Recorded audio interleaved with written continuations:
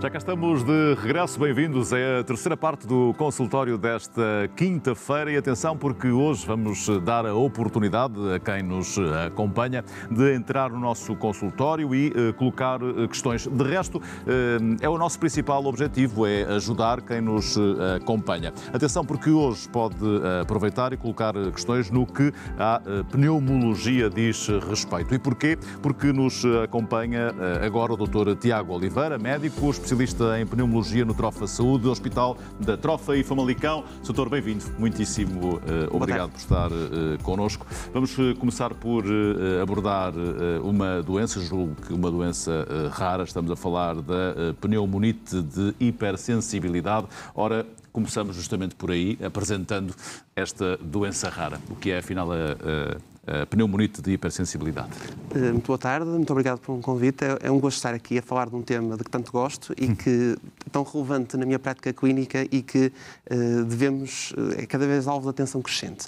Então, este nome, pneumonite hipersensibilidade... Vamos tentar descomplicar, não é? Exatamente. Pegar nas palavras, no fundo, é uma doença em que os nossos pulmões ficam hipersensíveis, isto é, demasiado suscetíveis a determinados agentes inalados externos. Okay. E pneumonite, ite vem de inflamação, flama, chama, ou seja, esses componentes inalados vão despolutar como com incêndio nos pulmões, ou seja, uma reação inflamatória que depois, no decurso do tempo, pode redundar em fibrose. Mas então, esta doença é uma doença que consiste numa reação imune do pulmão em resposta a inúmeros agentes que o nosso ambiente tem. E nós sabemos que o nosso pulmão é um dos órgãos do corpo mais expostos ao ambiente e, efetivamente, nós conhecemos o tabaco como uma das causas importantes de doenças respiratórias no geral, sim, mas digo em primeiro lugar que esta doença é mais típica, ou seja, não é uma doença típica do tabagismo, é uma doença, sim, típica de determinados contextos de exposição inalatória a nível profissional e a nível recreativo. E na nossa realidade, as duas grandes causas, aquilo que mais ocupa a nossa prática clínica, são a exposição a umidades, bolores, e a exposição aviária, a aves, a diversos tipos de pássaros. Exatamente, são as duas grandes causas e, portanto, definindo que esta é uma doença de reação do pulmão... São os dois grandes blocos que dão origem ao desenvolvimento desta a esta doença. Há outras causas, é verdade, e, portanto, se formos consultar compêndios, literatura sobre o assunto, vemos dezenas e dezenas de diferentes agentes, basta pensar na variedade de profissões que existem, na variedade de passatempos também, e, portanto, o nosso ambiente é riquíssimo em exposições que podem causar esta doença, mas na nossa prática clínica, de longe, aquelas que têm maior preponderância são, sem dúvida, a umidade das casas, os fungos, os bolores que frequentemente se acumulam e os pássaros que... Lembrar que a columbofilia é o segundo desporto mais federado mais praticado em Portugal e que, portanto, daí que é uma situação bastante preponderante na nossa realidade. Uma vez com a doença, como se lida com esta questão? Ora, muito bem. Eu, se calhar, recuaria um bocadinho do que respeita a termos uma atitude de diagnosticar precocemente a doença. E depois, uma vez diagnosticada, sim, é que depois, ir efetivamente, depois ter uma abordagem mais detalhada pela pneumologia. Mas, em primeiro lugar, é preciso suspeitar desta doença, para que nós saibamos que ela existe e para que os doentes possam ser devidamente aconselhados por seu médico pneumologista. E, nesse sentido, obviamente que quando alguém com este tipo de exposições típicas desenvolve sintomas respiratórios, podem ser agudos, podem ser quadros de tosse, de pieira, chiadeira no peito, que simulam infecções respiratórias ou crises de asma, mas que não são verdadeiramente. Ou então, o que é mais típico é que estes doentes acabam por desenvolver sintomas crónicos, progressivos, cansaço, portanto, que chamamos de dispneia, tosse, e, portanto, são sintomas que, infelizmente, nesta doença, tendem a ter um caráter progressivo. Uma vez tendo este diagnóstico, a primeira medida, a mais importante a ser tomada, é o que chamamos a evicção da exposição. Ou seja, quem tem exposições ambientais causadoras desta doença deve fazer todos os seus possíveis para a eliminar. Por exemplo, se alguém é criador de pássaros e tem a doença, deve efetivamente haver um afastamento da exposição aviária. Portanto, isto é logo aquela mensagem inicial que eu queria deixar, claro, que por isso é que é importante suspeitar e diagnosticar precocemente para tratarmos. E depois, em termos de tratamento, passa por diversas modalidades. Suspeitando, consultar o médico, naturalmente.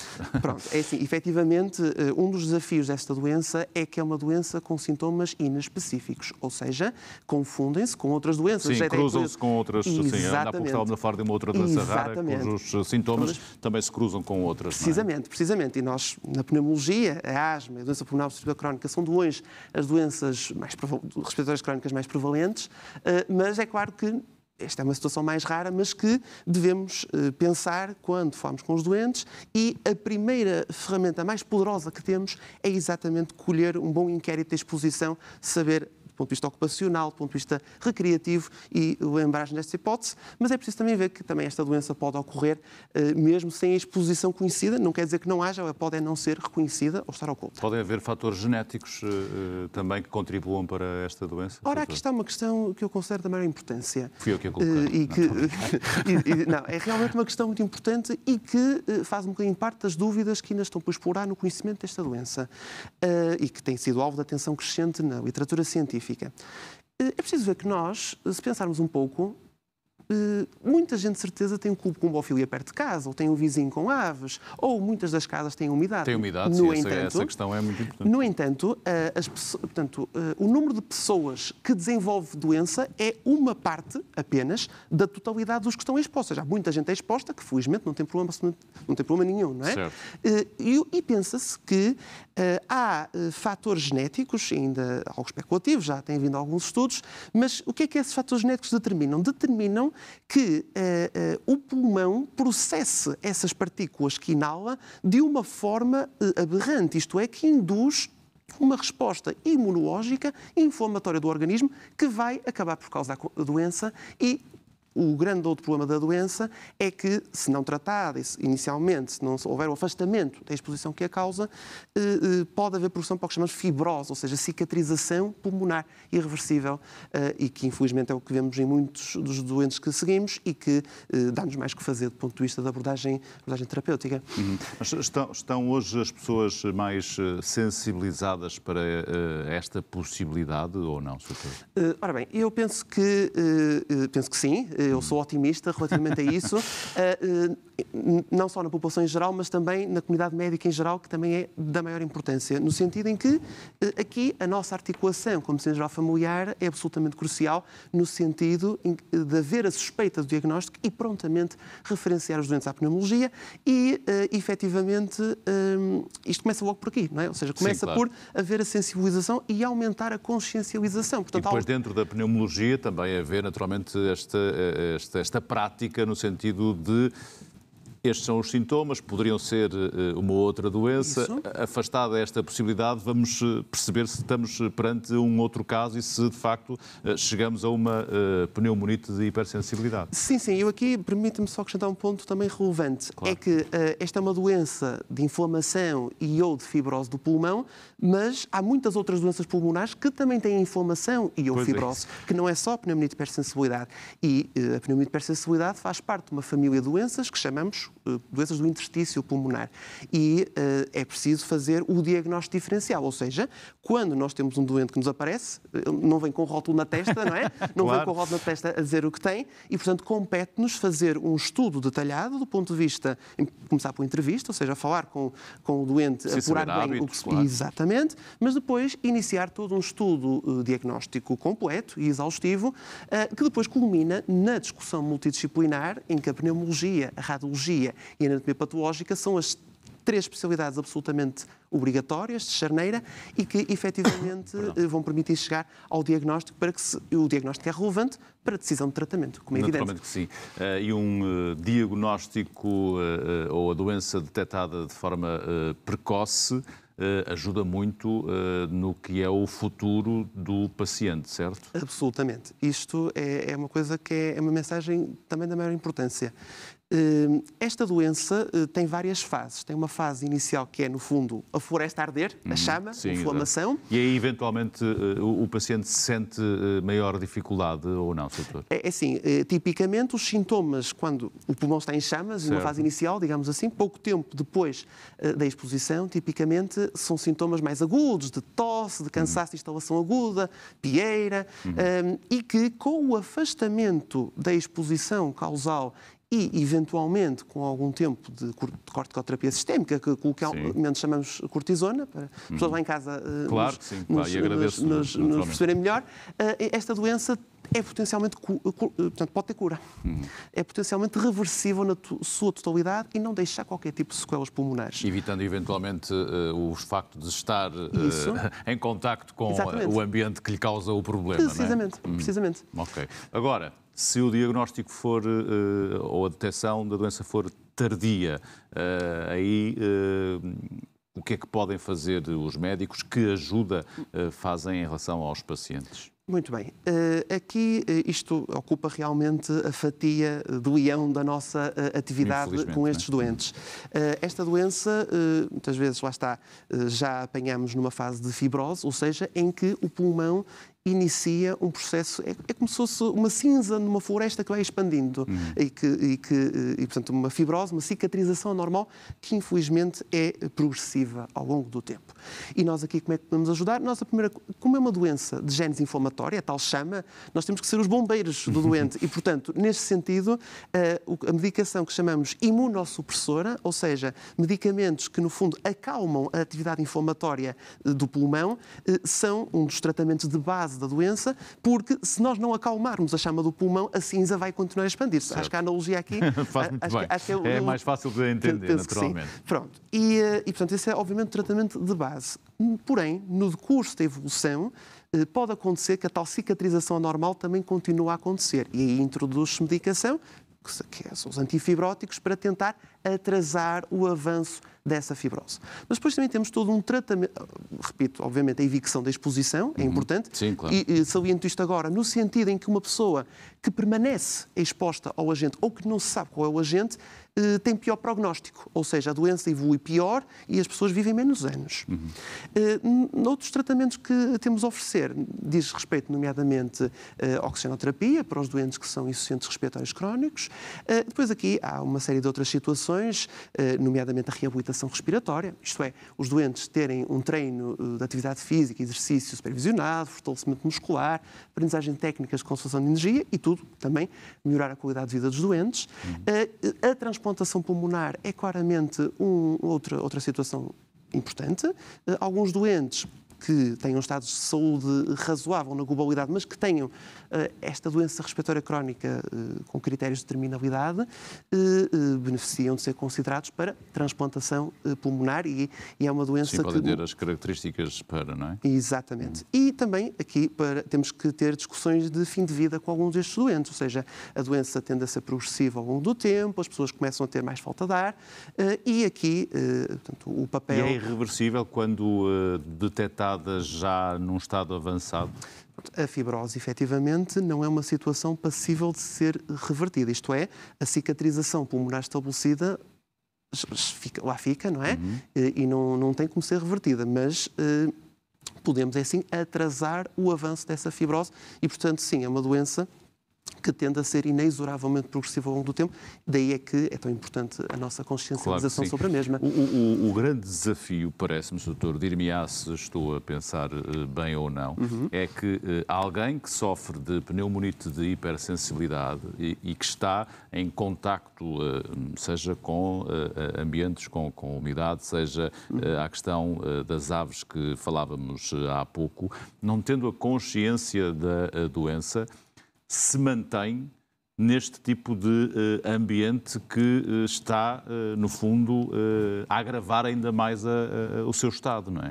Exatamente.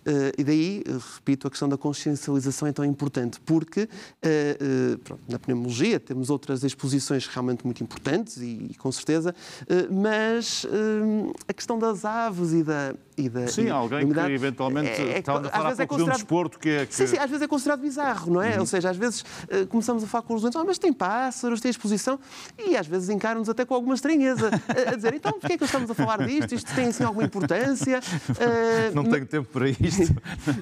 Mas o que é isto? Não, vamos insistir nesta questão, que isto é realmente um ponto importante e que devemos apurar com cuidado. Portanto, sim, o reconhecimento da exposição é logo um passo inicial fundamental e claro que isto é a pedra basilar de tratamento que tem que ser respeitada, que é afastar a exposição e daí que as pessoas devem conhecer melhor esta doença.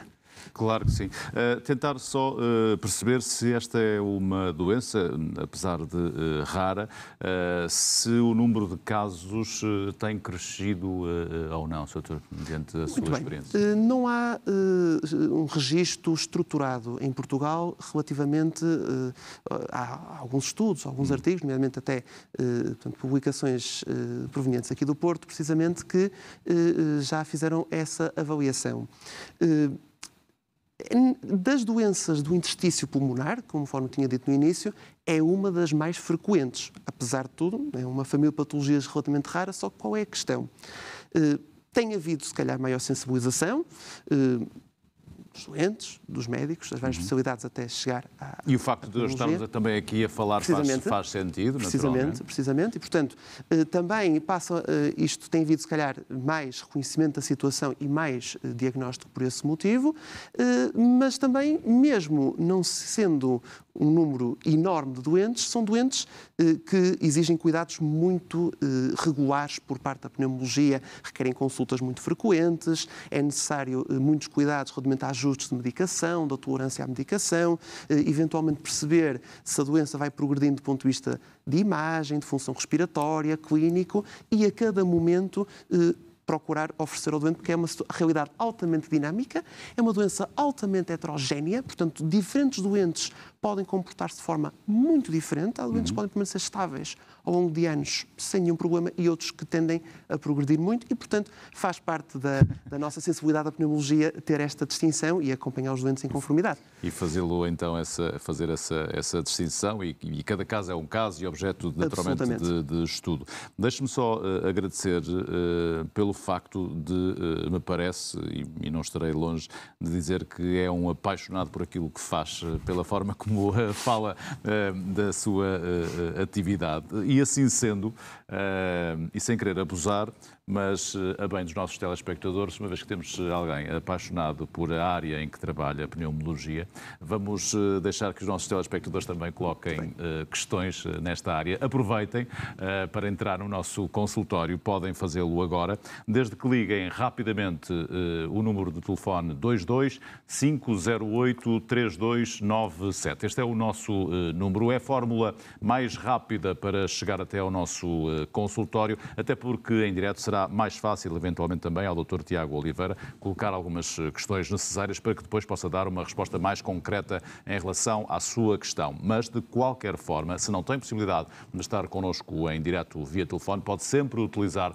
o nosso e-mail. O endereço eletrónico é consultorio@portocanal.pt e, portanto, sintam-se perfeitamente à vontade também para utilizar esta via para chegar ao consultório. Seja como for, o nosso objetivo é, como sempre, ajudar quem nos acompanha. Se o conseguirmos fazer já a seguir, nem que seja um só telespectador, ficaremos naturalmente satisfeitos. Eu e o Dr. Tiago Oliveira, como já percebeu. Fazemos então um curto intervalo e já voltamos para receber a sua chamada. Não se esqueça. Até já.